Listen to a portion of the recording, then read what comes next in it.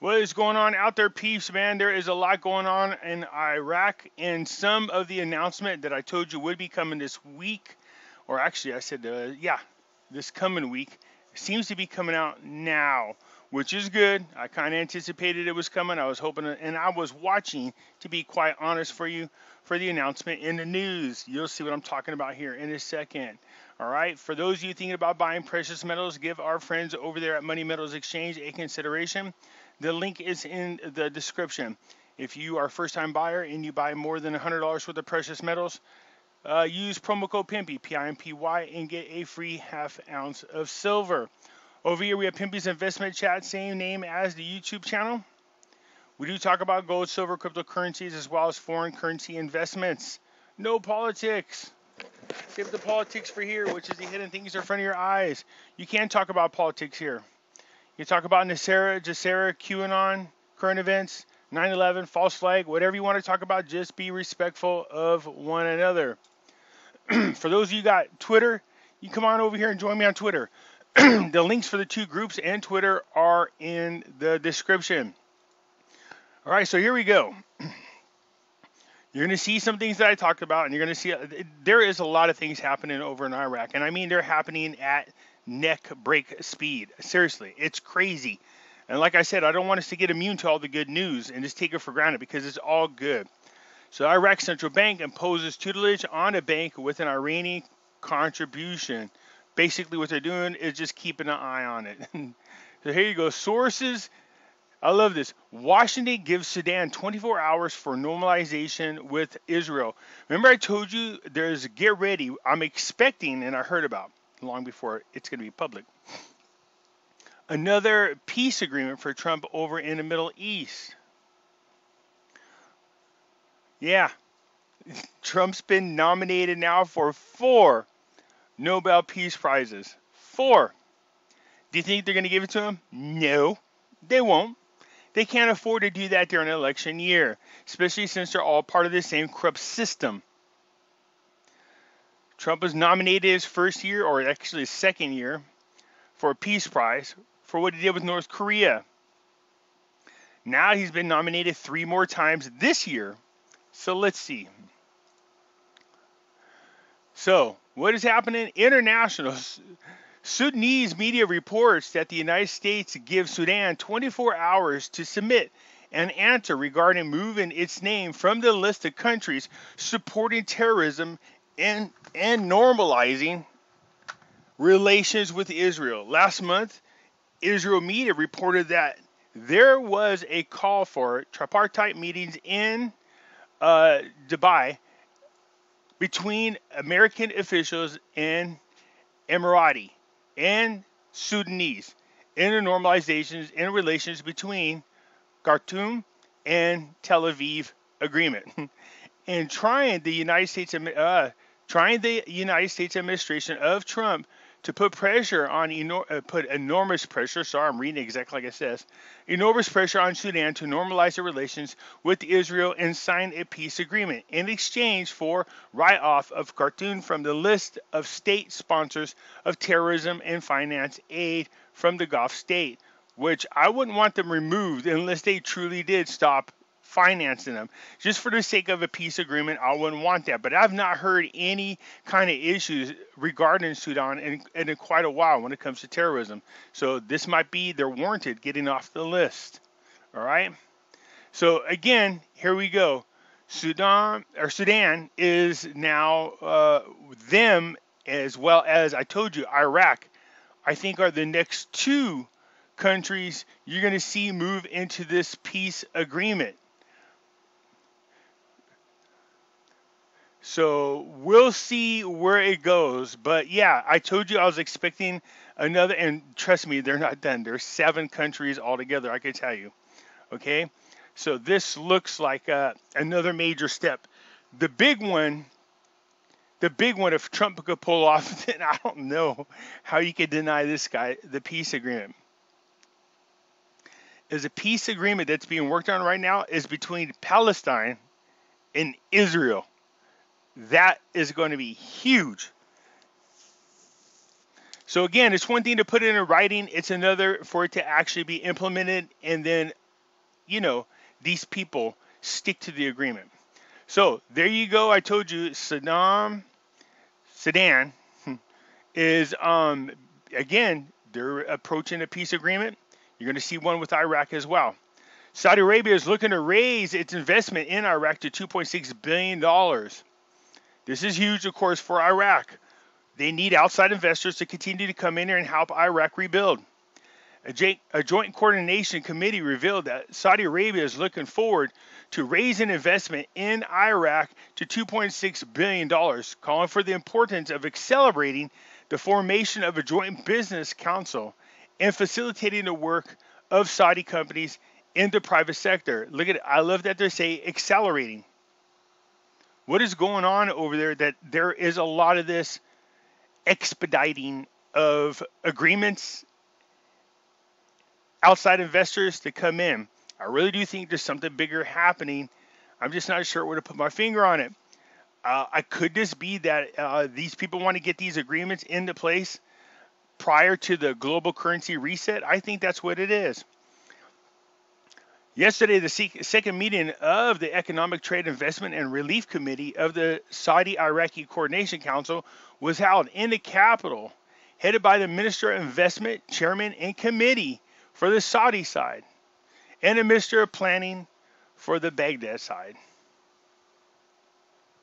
Al-Falah stressed the importance of developing relations between the two countries in all its aspects through the work of the committees emanating from the Saudi-Iraqi Coordination Council, stressing the commitment to implementing the work assignment to the committee by the Saudi side of the Coordination Council. Again, they're going to become, it's all, but basically the gist of it is all the same. So here's the areas that I like in here. So it's talking about in July, okay, so they're indicating that the business sector in the kingdom is interested in investing in opportunities in Iraq, especially in the field of energy, industry, mineral wealth, and agriculture. These are all the biggies. This is going to help Iraq stop relying so much on their oil revenues. We need this to happen. Again, more outside investors coming in to Iraq to help them in their private sector. It goes on. It's pretty much the same thing. It's just more detailed about this agreement. So again, Saudi Arabia, I told you Saudi Arabia is going to be making a big move, helping Iraq build. I told you guys that a few months ago. Okay, and it's going to continue. I also told you there was another peace trade agreement coming up, and it looks like it's getting ready to happen. The central bank clarifies its vision for reforming the bank sector. A few days ago, the Central Bank of Iraq presented again, it has its own vision to reform the reality of the banking sector in the country to strengthen the financial stability system based on, again, competition. You guys, I told you that when the new governor took over of the Central Bank of Iraq, they put together their own reform papers that they wanted to have policies and procedures implemented within the bank itself. So the governor of the bank stated that in a press statement that the future vision for the work of the Central Bank of Iraq is centered in light of the economic crisis through the goals that it seeks to achieve and specified under its amendment laws. Okay, so basically they're changing their policies and procedures. Well, I told you they also have to update the way they do their banking so that they're more on par with the more developed countries. Not only that, the new updates to what's going on in banking allows them to catch corruption a lot more quicker. All right, so this, again, it's good. These are great things, by the way. The Ministry of Planning announces the population of Iraq and regions. Okay, so this is not really a big deal. Okay, so let's get past this. Here's the other part of this. Disclosure. Israel and Iraq American communications to do what? Normalize relationships. So first you've seen an article saying Sudan needs to normalize relationship. Now you're seeing Iraq. I told you they were coming, and here they are. Again, Thursday, the Iraq politicians close to the U.S. administration revealed an Iraq-Israel-American contact to discuss normalization between Baghdad and Tel Aviv. Now, I was watching something about gold and silver, but this guy did bring up something interesting. He said, look, what you're seeing take place around the world is a Trump-like movement. Nationalism. Where leaders now are saying, look, we must focus first on our people before we can deal with others. So they are turning away from globalization movements and starting to focus on nationalism. Over here in America, they try to make nationalism a bad word. It's not. It's BS. They add stuff to it like white nationalist to make it sound racist so you guys don't. We already knew this. I knew this is coming because under Obama, the FBI had you put in their terms white nationalism as a form of terrorism. I was like, what the hell, white nationalism? All it is white people who support their country first and foremost. So the fact that the media ran with this is not surprising.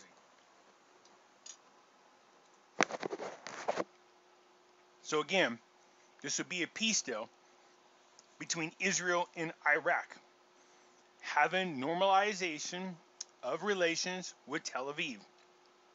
So you got Sudan and Iraq, but trust me, there's 7 countries. I don't know if they're going to get them all at one time, but they'll get them one at a time. And again, Trump has been nominated now for 4 Nobel Peace Prizes. Issues postpone the visit of the Kurdistan regional delegations to Baghdad to resume talks. Again, we know that they got to get together. They got to resume these talks. I know there were some sticking points.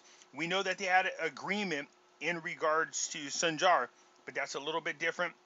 This is regarding Article 140, and they want to make sure that this law in the Constitution is implemented properly. That's what that is.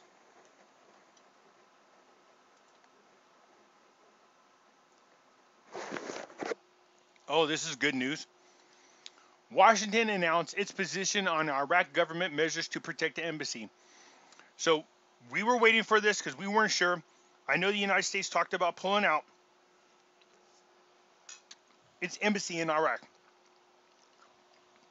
I told you that would have been bad news. Here's Mike Pompeo.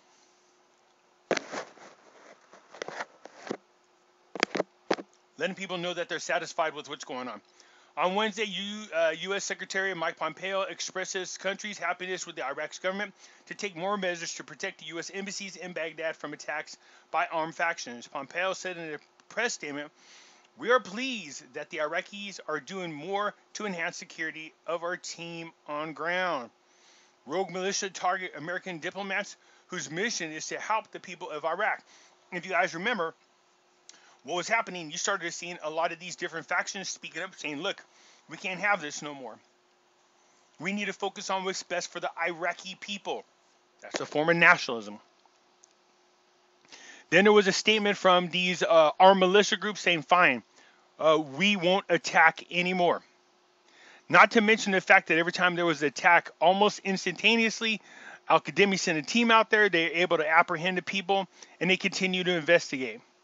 This is looking good. Al-Qademi has definitely been, in my opinion, a godsend over there to Iraq because he seems to really be doing whatever the steps are necessary to get Iraq recognized again and respected on the international community and doing what he needs to do for the people of Iraq. All right, so again, this is just the United States saying, look, all's well over there. We have no intentions to pull out. So as long as they keep this up and they continue to protect our people as well as their own people, everything is looking good. Okay, so that is really what's going on right now. There's just more meetings taking place, you guys. It really does look good. Here's another one. The start of the strategic dialogue between the United States and Saudi Arabia. The strategic dialogue between the United States and Saudi Arabia kicked off on Wednesday at the headquarters of the United States Department in Washington, with the participation of 2 countries, Foreign Minister Mike Pompeo said. So the 2 parties are scheduled to discuss strengthening communication or cooperation between the 2 countries at the security and economical levels. But it's not just that. Also, hear this, resolving the conflict in Yemen. So I told you Yemen and Syria are 2 other countries that they want to see a peace agreement happen with Israel.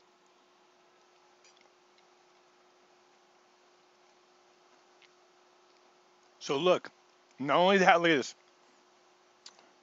At the opening of the dialogue, Pompeo expressed his hope that Saudi Arabia would consider normalizing relationships with Israel, and they said they won't do it until Palestine does it.